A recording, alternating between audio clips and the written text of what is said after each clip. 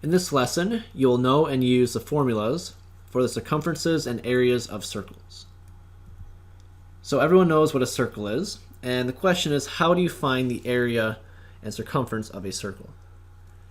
Now, mathematicians have discovered that for the circumference, which is the distance around the circle, if you take the circumference and divide it by the diameter, so circumference divided by diameter, we always get the same number back out. And that number, mathematicians have calculated to be what we call pi, or 3.14159, etc. So pi is equal to, for our purposes, 3.14. And so if we rearrange this relationship, circumference over diameter equaling pi, and solve that for circumference, we would now get c equals pi times diameter. So that is the formula to find the circumference. We take pi, multiply it by the diameter. And then for the area, we take pi times that by the radius squared. So these are the two formulas that you need to know. And now using these two formulas, let's say we had the length of AO equaling 2 inches. So 2 inches would be from here, from A to O, and then OB would also be 2 inches because that is also the radius. So the radius is 2, diameter is 4. So using the formulas, circumference we have pi times diameter, or pi times 4, or we can say that as 4 pi. And if we wanted, we can multiply 4 times pi, or 4 times 3.14, to give me 12.56 inches. And circumference is the same thing as perimeter. It's all the way around the circle. And the distance around something, distance would always be one-dimensional. So this would be inches to the first power, or just inches. And then area equals pi times the radius squared. We plug a 2 in for the radius, so now we have pi times 2 squared, which would give me 4 pi. And 4 times pi, once again, would be 12.56. And notice the area has a units of inches squared, because area is two-dimensional, so the units would be to the second power. Now, there are times when you may be given information about the circle, and you are told to find for some other dimension. So for example, here, we're given the area, and we're trying to find the diameter. So we're kind of working backwards in this case. So to solve any question like this, we want to use a formula that incorporates the given information and the information we're trying to find. Well, the diameter, if we found the radius, we could find the diameter very quickly by doubling. So we're actually going to need our area formula. So area equals pi times radius squared. So even though diameter is not in the formula, once we find the radius, we can double it to get the diameter. So let's plug in what we know. We know the area is 40, so put a 40 in for A. And then we need to solve for radius. So to do that, we must get rid of the pi. Pi, remember, is just a number.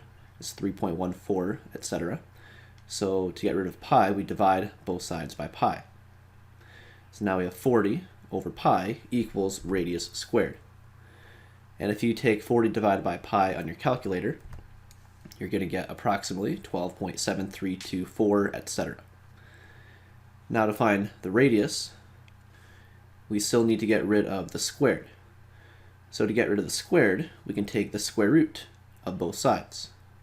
If you take the square root of both sides, that gives us radius on the left side, and the square root of 12.7324, etc.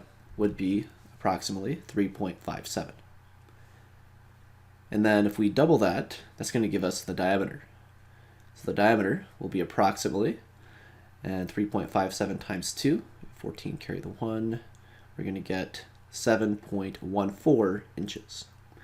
So our solution is that the diameter would be 7.14 inches.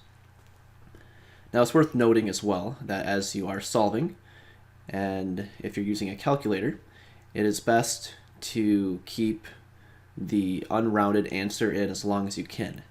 So basically what I'm saying is you don't round until the end. All right, so you keep like here this decimal, when you take 40 divided by pi, it's going to be 12.7324, etc. The decimal could keep going.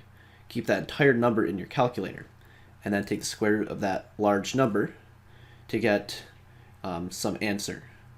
And at this point, we can round, because when we double this, it's going to give us 7.14. But basically, just keep that long decimal answer in as long as you can, and then round at the end.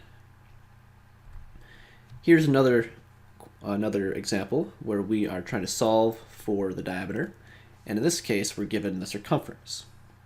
So because we're given circumference, we're going to use our circumference formula, which says circumference equals pi times diameter. So to solve this, we can plug in what we know. We know circumference is 80, so we put an 80 in for c. And then to solve for diameter, we get rid of pi on this right side by dividing both sides by pi. So we have diameter equals 80 divided by pi. When you put that in your calculator, we're going to get approximately 25.46. So the answer for the diameter is 25.46 inches. And if you're trying to find the radius, you just take half of that to get your radius. One more example. Here we are given the circumference, and we are told to find the area. So this one requires two steps, or two parts. So to find the area, we know area equals pi times radius squared. So to find area, we need the radius. So we can use circumference, our circumference formula. We can plug in circumference to find diameter, and then take half of that to get the radius, which we can then plug into the area formula.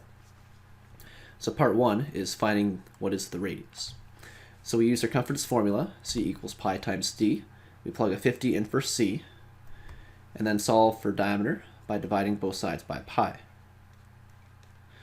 When you do that, we have diameter equals 50 divided by pi, which would give you approximately 15.92. So again, we can leave the entire decimal in your calculator, and we can round at the end, but for sake of the PowerPoint here, we're going to round it so it's not taking up the whole slide. So we take 15.92, and this is your diameter, and then we can divide it by 2 to get the radius. So the radius would be approximately 7.96. So now that we have the radius, we can then use this to find the area, which was our end goal.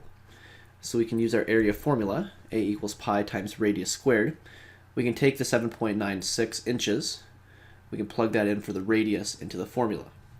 So we have pi times 7.96 squared.